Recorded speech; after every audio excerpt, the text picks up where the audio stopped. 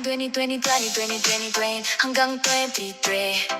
Ako'y nasa taas, lahat nakatingin sa'kin. Benta dito, benta doon, parang walang pahinga. Top seller ako noon, buhay ay kay saya.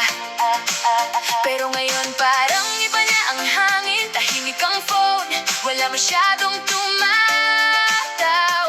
sa'kin. May doubt sa isip, pero di papayag na dito na lang matatapos ang pangarap. Kahit mahirap, kahit pabagal, alam ko sa puso ko hindi ito final. May plano ang Diyos, hindi niya ako iiwan. Sa bawat luha may dahilan.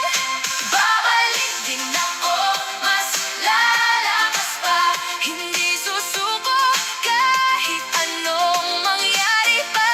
Sa tiyaga at dasal, lalaban ulit ako.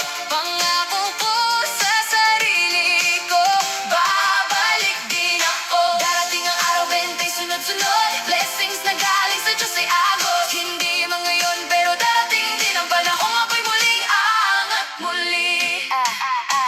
Araw-araw pa rin, gigising ng maaga.